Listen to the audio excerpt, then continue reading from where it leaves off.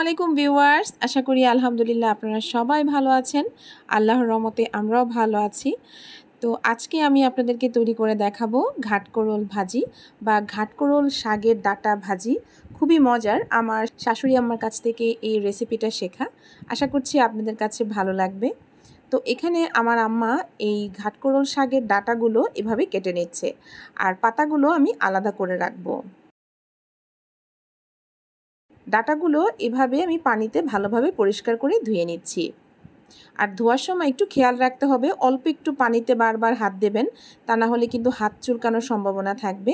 তো আলতোভাবে যত জলদি পারবেন এগুলো ধুয়ে ঝরা দিতে হবে।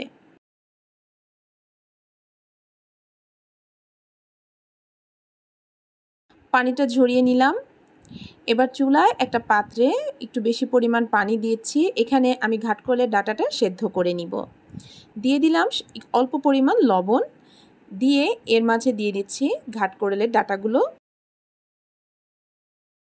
এবার আমি এই পানির মধ্যে ঘাটকোরলগুলোকে একদম ভালোভাবে সেদ্ধ করে নেব, একদম নরম করে। এতে করে সুন্দরভাবে সেদ্ধ হবে। আর এই ডাটাগুলো কিন্তু, এই ঘাটকোরল শাক কিন্তু প্রচুর গলা চুলকায়। তো এই জন্য আমি ভালোভাবে সেদ্ধ করে পানিটা ফেলে দিব। একটু চেক করে নিচ্ছি যে কেমন সেদ্ধ হয়েছে।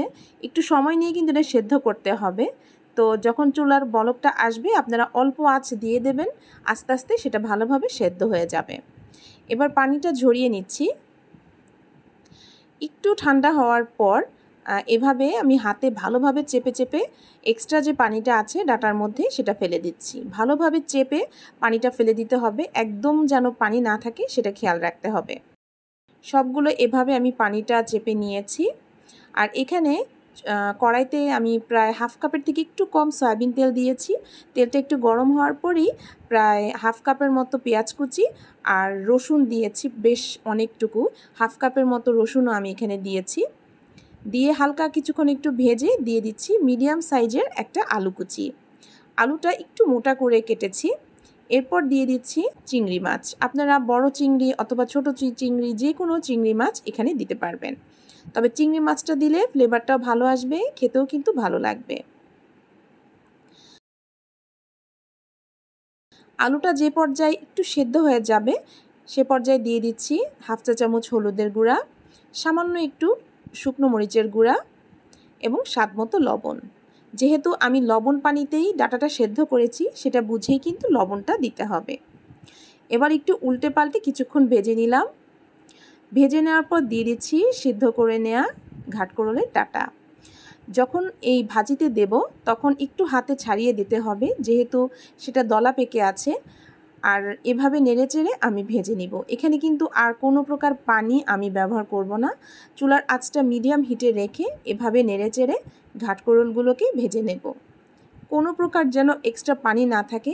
এই ভাজিটা কিন্তু একদম ভেজে ফেলতে হবে। অল্প পরিমাণ যদি পানিও থাকে তাহলে কিন্তু গলা ধরার সম্ভাবনা থাকবে। এই পর্যায়ে দিয়ে দিচ্ছি কাঁঠালের বিচি। আমি যেহেতু কাঁঠালের বিচিটা সেদ্ধ করে রাখি, ফ্রোজেন করে রাখি, সেই জন্য আমি আর আলাদা করে আগে দিলাম না। যদি আপনারা কাঁচা অবস্থায় কাঁঠালের বিচিটা দেন, সে পর্যায়ে আলুটা দেওয়ার পাশাপাশি আপনারা কাঁঠালের বিচিটা দিয়ে দেবেন। তো এইভাবেই আমি ভালোভাবে একদম ভেজে নিয়েছি। এই ঘাটকোরল শাকটা আপনারা একদম গরম গরম ভাতের সাথে খেতে পারেন, খুবই কিন্তু মজার। আর কচু জাতীয় খাবার এটা। আপনারা অনেকেই হয়তো এই খাবারটা ট্রাই করেননি।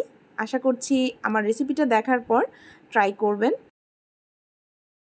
আপনাদের কাছে ছোট্ট একটা রিকোয়েস্ট থাকবে, আমার রেসিপি যদি আপনাদের কাছে ভালো লেগে থাকে রেসিপির জন্য একটা লাইক দিতে কিন্তু ভুলবেন না। আর আপনি যদি আমার চ্যানেলে নতুন হন তাহলে আমার চ্যানেলটি সাবস্ক্রাইব করে পাশে থাকা বেল আইকনটি ক্লিক করে দেবেন। আর যদি ফেসবুক পেজ থেকে দেখেন তাহলে পেজটা ফলো করবেন। ভালো থাকবেন, সুস্থ থাকবেন। আবারও চলে আসব আপনাদের মাঝে সহজ এবং সুন্দর রেসিপি নিয়ে। ততক্ষণের জন্য আল্লাহ হাফেজ।